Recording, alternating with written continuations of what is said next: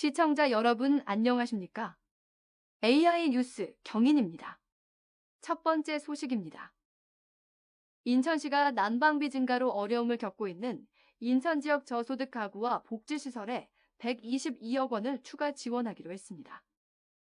주민 지원 대상은 기초생활수급 주민과 디딤돌 안정소득 지원 주민 등 11만 400여 가구로 가구당 10만 원씩 지원합니다. 난방비 지원 복지시설은 경로당을 포함해 모두 1,838곳인데요. 각각 60만 원에서 100만 원 범위 안에서 지원합니다. 인천시의 난방비 추가 지원은 정부의 에너지 바우처와는 별개로 추가 신청 없이 현금으로 지급합니다.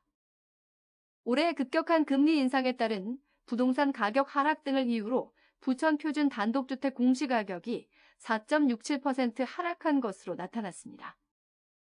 이는 7.08% 올랐던 지난해와 대비되는 수치로 전국적으로 공시가격이 떨어진 것은 14년 만에 처음입니다. 부천 공시대상 표준 단독주택 가격 분포는 3억 원 이하가 60%로 가장 많았고 6억 원 이하는 34%, 9억 원 이하는 5% 등입니다.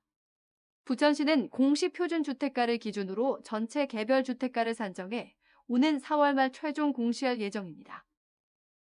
부평지역 내 갈등 문제를 해소하는 데 기여할 갈등관리심의위원회가 구성을 마치고 새롭게 출범했습니다. 제5기 갈등관리심의위원회는 외부 위원 12명과 구청 내부 위원 3명 등 총 15명으로 구성됐는데요. 위원 임기는 2년입니다. 위원장으로는 백도현 갈등조정센터 대표가, 부위원장으로 조은영 경희대학교 산학협력단 연구교수가 각각 선출됐습니다. 외부 위원은 갈등관리 전문가와 대학 교수, 시민단체와 변호사, 노무사, 마을갈등 조정단의 주민조정가, 구의원 등 다양한 분야의 인사들로 구성됐는데요. 이들은 공론화 사업 추진 등을 포함하는 2023년 갈등관리 종합계획안에 대한 심의와 의결을 실시해 올해 갈등관리 전반에 대한 방향을 정립할 예정입니다. 또 부평구는 올해 부평형 수기 기반의 공론화를 추진하기 위해 갈등관리 심의위원들을 공론화 추진위원회에 참여시켜 공론화의 내실을 다져나갈 계획입니다. 부천시가 불필요한 종이 낭비를 줄이고 탄소 중립을 실천하기 위해 40년 만에 위원회 심의에서 태블릿 PC 사용을 시작했습니다. 부천시는 종이 없는 위원회를 운영하는 이른바 스마트위원회를 통해 태블릿 PC 전자도서로 서류를 검토하는 한편 다른 업무에서도 종이 사용을 줄인다는 계획입니다.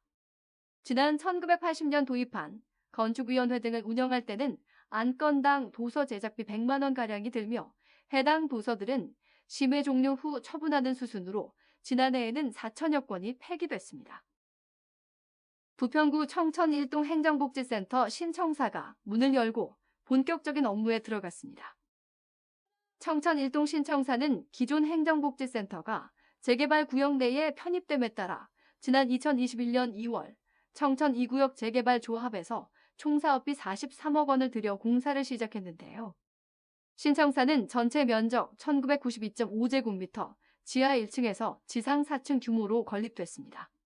민원실과 상담실, 회의실 등의 행정공간을 비롯해 주민들을 위한 다목적실과 소통방, 사랑방, 조리실, 체력 단련실, 북카페와 휴게 데크 등의 다양한 주민 편의 시설을 갖췄습니다. 인천시가 올해부터 한의학 난임치료 지원 대상을 남성까지 확대합니다. 한의학 난임치료 사업은 지난 2020년부터 시행한 사업인데요. 시는 한의사협회와 업무협약을 체결하고 지역 한방의료기관을 모집 선정 절차를 거쳐 78개소를 지정했습니다. 지원 대상은 신청일 기준 인천시의 주민등록을 두고 거주하는 난임부부인데요.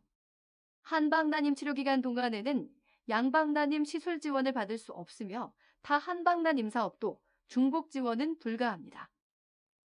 AI 뉴스 경인을 마칩니다. 시청해주신 여러분 고맙습니다.